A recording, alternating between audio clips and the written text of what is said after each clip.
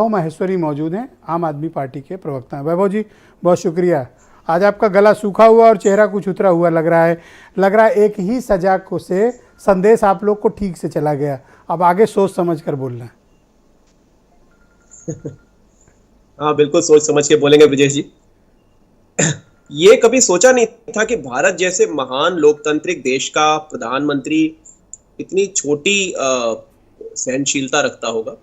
लेकिन आप देख रहे हैं कि पिछले 2014 से अभी तक एक पत्रकार को बोलने पर जेल, मुकदमे, एफआईआर का सामना करना पड़ता है, एक एक्टिविस्ट को सामना करना पड़ता है, उठा के गायब कर दिए जाते हैं, मार दिए जाते हैं। और पॉलिटिकल पार्टियों के जो रिप्रेजेंटेटिव होते हैं उनके ऊपर तो ये दुश्मनों जैसा बर्ताव करते हैं। पहले के जमाने में पॉलिटिकल पार्टियां एक पॉलिटिकल ओपोनेंट हुआ करती थी।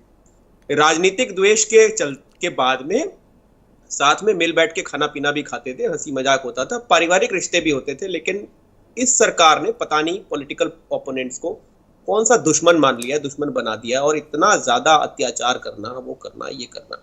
जबकि आप अगर देखो कि डेफेमेशन करना, अगर इस बात पे वाकई जेल होने लग जाए तो सबसे ज्यादा 200-300 साल की जेल तो हमारे प्रधानमंत्री जी को ही हो जाएगी। आप उनके स्पीच उठा के देख लीजिए, आप उनके स्पीच उठा के देख लीजिए जब किसी प्रदेश में जाकर वो भाषण देना शुरू करते हैं।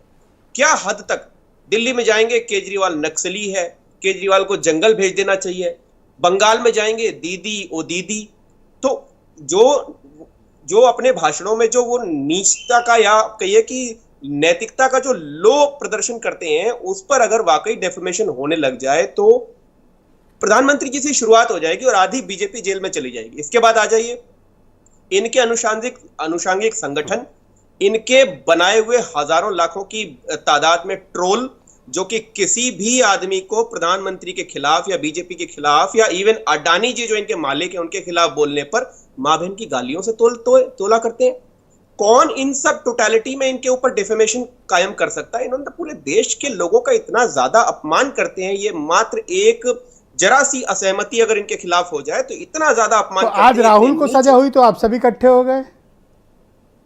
ये ट्रेंड चल रहा है। केजरीवाल जी बहुत बोलते थे कांग्रेस के खिलाफ, और आज तो एकदम कांग्रेस के खिलाफ बोलना अलग बात है। एक और लिख रहा है कोर्ट के फैसले से असहमत हूं। देखिए, एक चीफ मिनिस्टर कह रहा है कोर्ट से सहमत नहीं है। वो ठीक बात है। कोर्ट से जब सहमत नहीं होते हैं ब्रजेश जी, तभी तो अपर कोर्ट में जाते हैं ना। सहमत होंगे तो अपर कोर्ट का कॉन्सेप्ट ही खत्म हो जाएगा। फिर तो लोग लोअर कोर्ट में जो फैसला हो जाएगा उसको कहेंगे हाँ भाई ठीक है, मैं सहमत हूं।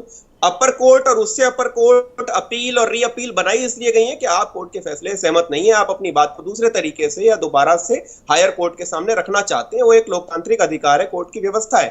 रही बात पॉलिटिकल ओपोनेंट्स की, तो कांग्रेस एक पॉलिटिकल ओपोनेंट है। मैं वही कह रहा हूं, पॉलिटिकल ओपोनेंट होना और दुश्मन होना ये अलग अलग बातें हैं। दुश्मन जो है ना वो बॉर्डर के आजकल आपके नेता बोल बहुत रहे हैं, सोच समझ लेना। मैं तो कहता हूं कि इस लोकतंत्र की खूबी यही है कि यहाँ पर बोला जाए।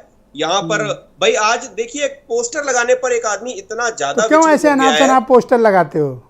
इसमें अनाप शनाप क्या है? मोदी हटाओ देश बचाओ ये कह रहे थे, इंदिरा हटाओ देश बचाओ नहीं चल रहा था, मनमोहन सिंह हटाओ देश बचाओ नहीं चल रहा था, कांग्रेस हटाओ देश बचाओ नहीं चल रहा था। इसकी अगुवाई तो सारे के सारे भाजपा के नेता कर रहे थे, प्रधानमंत्री खुद कर रहे थे। आज मोदी हटाओ देश बचाओ पीने ऐसा कौन सा दिक्कत आ गई है? मोदी हटाओ देश बचाओ का मैं बताऊं आपको मतलब, मोदी अगर हट गए तो इस देश के ऊपर एहसान होगा, एहसान जो इन्होंने देश की जनता को महंगाई के अंदर पीसा है। 1100 का जब तो सिलेंडर क्यों लगाते हो ऐसे पोस्टर कि आपके कार्यकर्ता जेल जाएं, एफआईआर हो? क्यों लगाते हो? हम तो लगाते ही इसलिए हैं कि हमें पता है कि हमारे देश के प्रधानमंत्री जी इतने खाली आदमी हैं। आप काम करोगे फिर कहोगे जेल में डाल दिया। हमें पता है कि देश के प्रधानमंत्री जी इतने खाली आदमी हैं कि उनके पास प्रधानमंत्री कार्यालय में बैठकर करने के लिए कोई काम नहीं हो। पोस्टर जैसी चीज पर एफआईआर करा रहे हैं। कहां पर कौन सी सरकार ठीक से चल रही है उसको गिराने में लगे हुए हैं, कहां पर कौन से विधायक खरीदने हैं उसकी प्लानिंग बनाने में लगे हुए हैं। तो जब अभी मनीष सत्येंद्र जेल में है, आपको समझ में नहीं आ रही बात, और कैसे समझाया जाए आपको? देखिए अंग्रेजों ने भी यही कहा था कि आपको समझ में नहीं आ रहा है कि इसको जेल में तो समझ लो लगा दी।